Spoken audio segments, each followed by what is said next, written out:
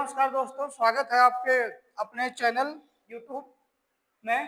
ठीक है, तो चलिए आइए आज हम करने वाले हैं आपका वायरिंग इंस्टॉलेशन एंड अर्थिंग का एमसीक्यू करने वाले हैं, इलेक्ट्रीशियन थ्योरी फर्स्ट ईयर का। ठीक है, तो ये आपका चलिए क्लास 9 है। आइए शुरू करते हैं। देखिए पहला क्वेश्चन कह रहा है कि BIS के अनुसार एकल चरण में घरेलू वायरिंग में तांबा और निरंतर कंडक्टर का न्यूनतम आकार क्या है। तो जो घरेलू वायरिंग में जो अर्थिंग जो दी जाती है उसका जो आकार हम कितना रखते हैं 2.5 mm यानी कि 2.5 mm का लेते हैं। ठीक है, वायर कितना mm का चुनाव करते हैं 2.5 mm का, तो हमारा आंसर कितना हो जाएगा, सी से हो जाएगा 2.5 mm का। चलिए अगला क्वेश्चन देखेंगे। अगला सवाल है, कहा है कि मौजूदा अर्थ संयोजन में अर्थ प्रतिरोध मान को कम करने के लिए किस पद्धति का उपयोग किया जाता है। तो जो अर्थ रेजिस्टेंस को जो कम करना है तो हम क्या करेंगे, उसकी लंबाई को कुछ और बढ़ा देंगे तो हमारा रेजिस्टेंस क्या हो जाएगा, वैल्यू कम हो जाएगी। तो इलेक्ट्रोड की लंबाई को क्या करेंगे, बढ़ाएंगे। बी कह रहा है कि धरती में गड्ढा हमेशा गीला स्थिति में रखना।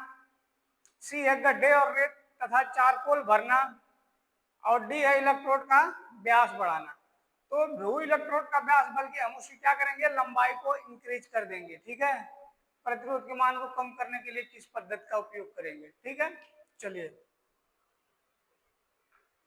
अगला है, अर्थ प्रतिरोध परीक्षक का उपयोग करके अर्थ के प्रतिरोध को मापने के लिए एसी की आवश्यकता क्यों होती है। देखिए हम एसी करंट इसलिए यूज करते हैं ताकि उसमें जो है कि इलेक्ट्रोलाइटिक इंटरफेस न उत्पन्न हो। अगर डीसी का यूज करेंगे तो इलेक्ट्रोलाइटिक इंटरफेस उत्पन्न होगा, जिससे हमारा मेजरिंग करने में क्या आएगी, परेशानी आएगी, एक्यूरेट मापन हम नहीं कर पाते हैं।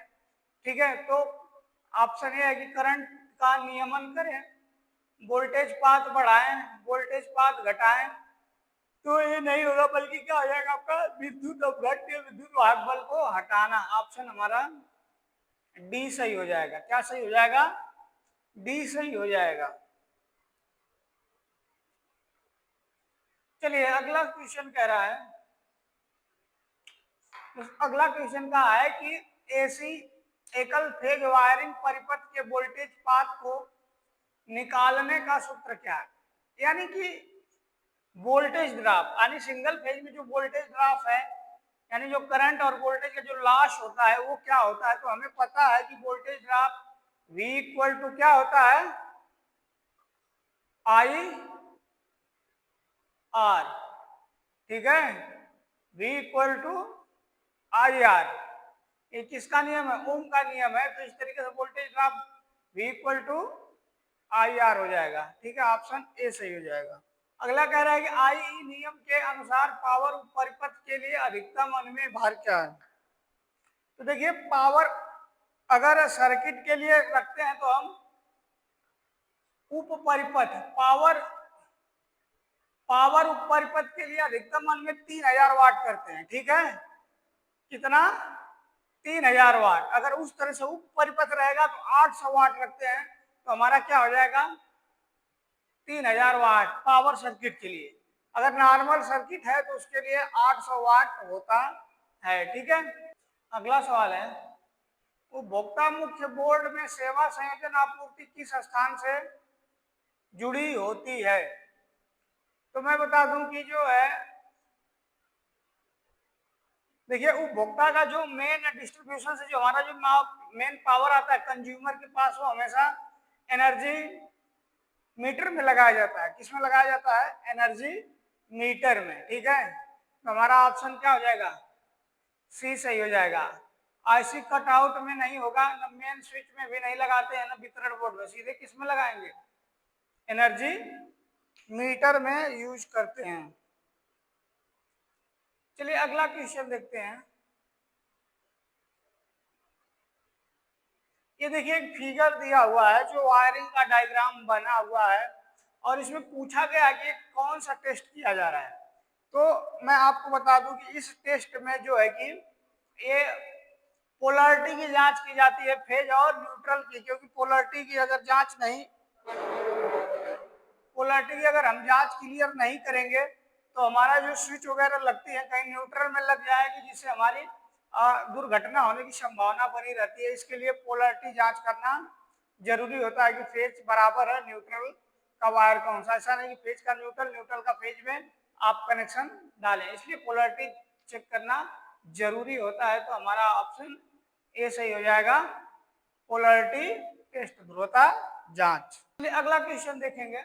अगला सवाल कह रहा है कि घरेलू वायरिंग स्थापना में अनुमत रिसाव वर्तमान क्या है। ठीक है, तो जो घरेलू वायरिंग की स्थापना अनुमत रिसाव होता है वो 1/5000 होता है पूर्ण भार का। कितना होता है? 1/5000।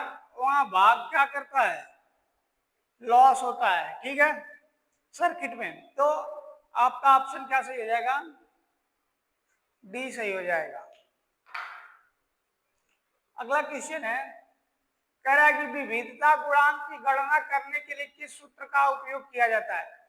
तो देखिए, विविधता गुणांक क्या होता है?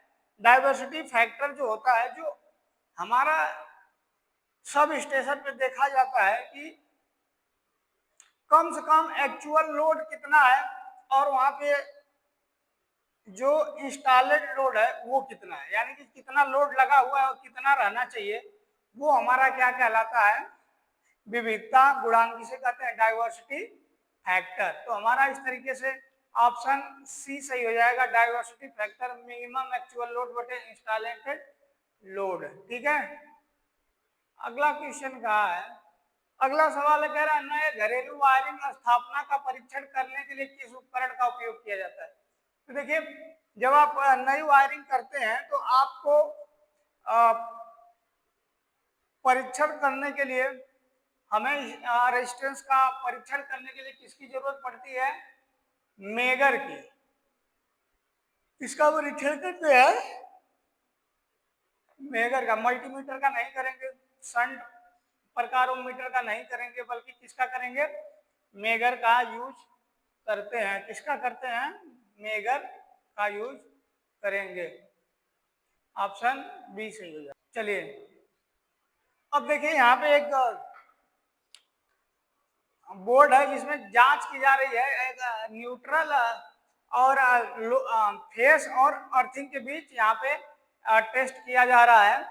कह रहा है कि ध्रुवता की जांच, बी कह रहा है खुला परिपथ की जांच, सी कह रहा है चालकों के मध्य कुचालक प्रतिरोध की जांच, डी कह रहा है चालक एवं भूमि के मध्य कुचालक प्रतिरोध। तो हमारा ये सही हो जाएगा डी, चालक एवं भूमि कुचालक के बीच प्रतिरोध की जांच की जा रही है। ठीक है, मतलब इसमें ग्राउंड फॉल्ट देखा जा रहा है कि ग्राउंड फॉल्ट तो नहीं ना है। कह रहा है कि सिस्टम अर्थिंग कहाँ यूज किया जाता है। तो जानते हैं, हम जानते हैं कि हमारी अर्थिंग कितने टाइप की होती है? दो टाइप की होती है, एक सिस्टम अर्थिंग होती है, एक इक्विपमेंट अर्थिंग होती है।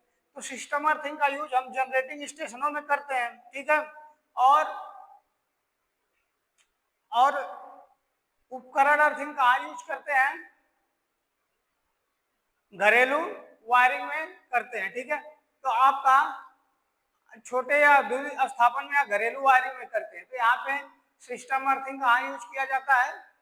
जनरेटिंग स्टेशन पे। ठीक है, याद रखिएगा, हमारी वायरिंग दो तरह की होती है अर्थिंग वाली, एक सिस्टम होती है, एक इक्विपमेंट होती है। ठीक है, तो जनरेटिंग स्टेशन पे कौन सी अर्थिंग की जाती है? सिस्टम अर्थिंग की जाती है। अगला सवाल है, कह रहा मेगर का उपयोग करके क्या परीक्षण किया जाता है। तो जानते हैं कि मेगर से हम किसका प्रयोग करते हैं? इंसुलेशन का। ठीक है, कुचालक प्रतिरोध का। ठीक है, तो इसका सीधे सीधे आंसर हो जाएगा बी से हो जाएगा, कुचालक प्रतिरोध परीक्षण। अगला देखेंगे, कह रहा है कि घरेलू वायरिंग सर्किट में लैंप चमक कम और मोटर धीमी गति से चलने का क्या कारण? एक तो है कि अगर इस तरीके से लैंप कम चमक रहा है या मोटर धीमे चल रही है तो हम समझ सकते हैं कि वोल्टेज कम होने का कारण है।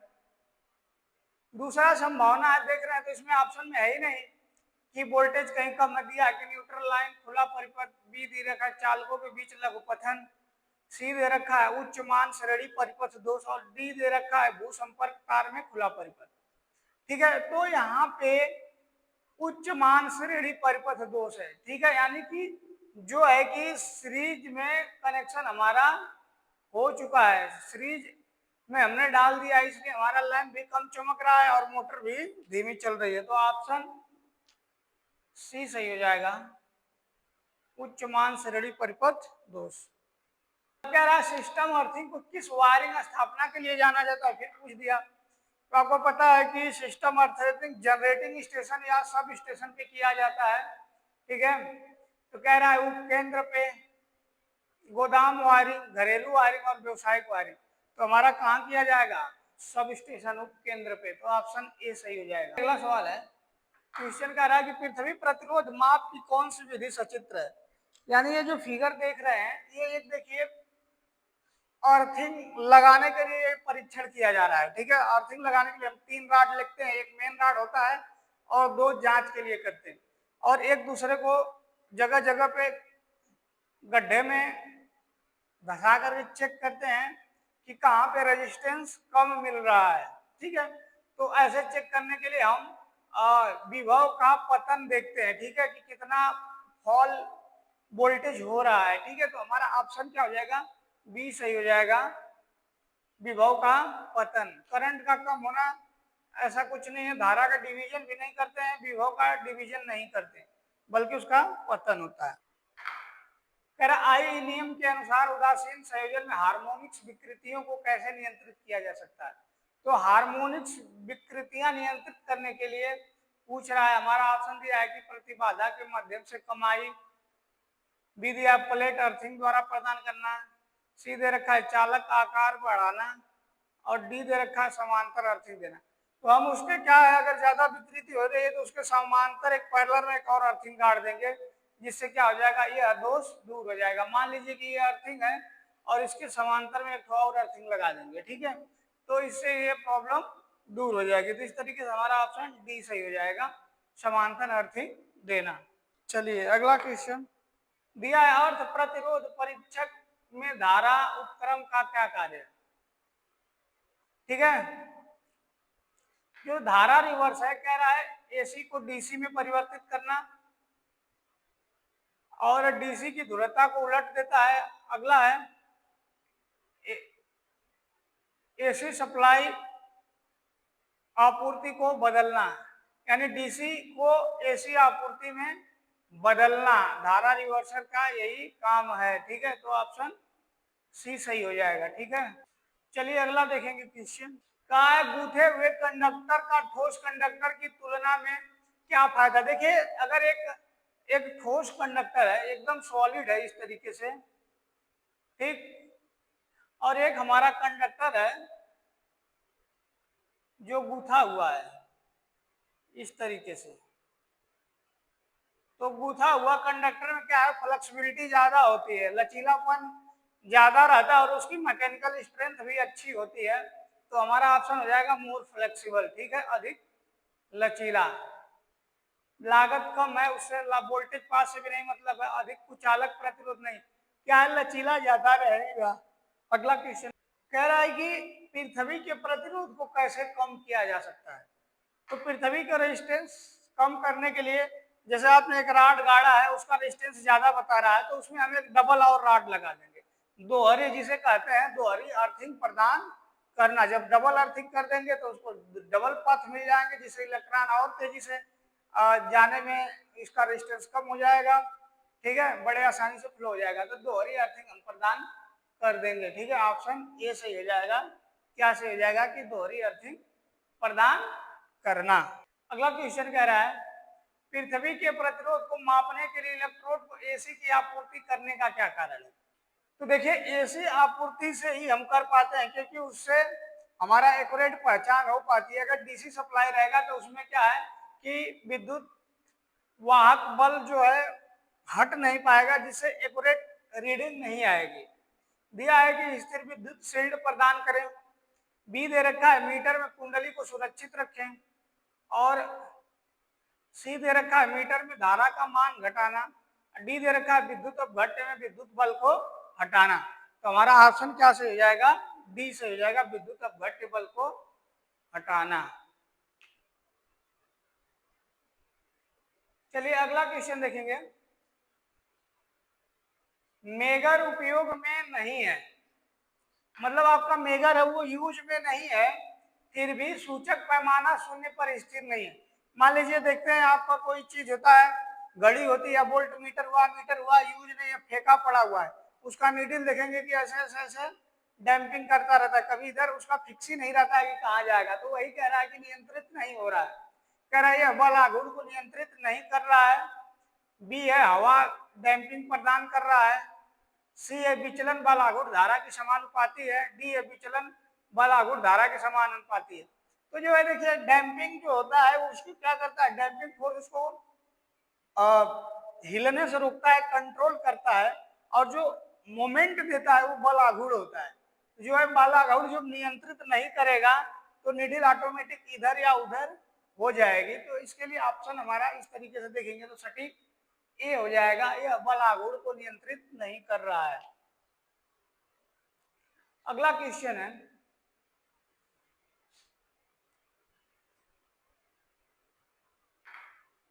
कह रहा है कि पृथ्वी प्रतिरोध परीक्षक में ओम मीटर की सुई के विक्षेपण किसके अनुपातिक है। कह रहा है कि धारा में, कुंडली में धारा, फिर दिया विभव कुंडली में धारा, सीधे रखा हैंडल, घूर्णन की गति, दो कुंडलियों के धारा का अनुपात। ठीक है, तो करंट क्वाइल से जो है कि उसकी विक्षेपण अनुपातिक होता है। अगला क्वेश्चन कह रहा है कि पृथ्वी प्रतिरोध परीक्षक के सिद्धांत पर काम करता है। ठीक है, तो जो वो है दिया है कि self induction, mutual induction, hall potential method और फ्लेमिंग लाइट हैंड रूल। तो जो हमारा पृथ्वी प्रतिरोधक परीक्षण है, अर्थ रेजिस्टेंस टेस्टर है, वो किस पे काम करेगा, हॉल ऑफ विभव पात विधि पे करता है, वोल्टेज विधि पर। सी हो जाएगा। अगला क्वेश्चन है, उपकरण अर्थिंग के तुलना में सिस्टम अर्थिंग अलग क्यों है। तो देखिए उपकरण अर्थिंग हम जानते हैं कि हमारी अर्थिंग दो टाइप की होती है, एक उपकरण अर्थिंग और एक सिस्टम अर्थिंग। तो पूछा है कि सिस्टम अर्थिंग अलग क्यों है, मतलब थोड़ा बेहतर क्यों है उपकरण अर्थिंग से। ठीक है, तो कह रही है केवल मनुष्यों की रक्षा करती है। नहीं, केवल मनुष्यों की रक्षा नहीं करती है बल्कि मशीनों की भी रक्षा करती है। यह सभी परिपथों को दोषों से बचाती है। सही बात है, दोषों से बचाती है। यह धारावाहक चालकों से संबंधित है। तो धारावाहक चालक से दिया गया गैर धारावाहक धातुओं से संबंधित है। तो यह सभी परिपथ दोषों से क्या करती है, बचाती है। ठीक है, सभी परिपथ फाल से बचाती है। तो बी हमारा ऑप्शन सही हो जाएगा। अगला है, यदि किसी व्यक्ति को 20 मिली एम्पियर धारा का झटका प्राप्त होगा तो क्या प्रभाव होगा। अगर 20 मिली एम्पियर करंट लगती है तो आपको बहुत ज्यादा दर्दनाक झटका लगेगा, जिससे कष्ट होगा, पेनफुल शॉक लगेगा। तो ऑप्शन बी सही हो जाएगा, दर्दनाक झटका लगेगा। अगला क्वेश्चन देखेंगे, कह रहा है कि एमसीबी के किस विद्युत उपकरण में एल श्रेणी का उपयोग किया जाता है। तो देखिए हमारी श्रेणी जो एमसीबी की होती है वो दो टाइप की होती है। एक होती है जी सीरीज, क्या होती है, और एक एल सीरीज। तो जो जी सीरीज होती है वो इंडक्टिव लोड के लिए यूज किया जाता है और एल सीरीज रेजिस्टिव लोड के लिए यूज किया जाता है। ठीक है, जी सीरीज इंडक्टिव लोड के लिए और एल सीरीज रेजिस्टिव लोड के लिए। तो गीजर, गीजर क्या है, रेजिस्टिव लोड है। लोकोमोटिव क्या है, इंडक्टिव लोड है। एसी क्या है, इंडक्टिव लोड है। तो यहाँ पे हमारा एल सीरीज पूछा है तो गीजर के लिए हो जाएगा, गीजर क्या है, रेजिस्टिव लोड है।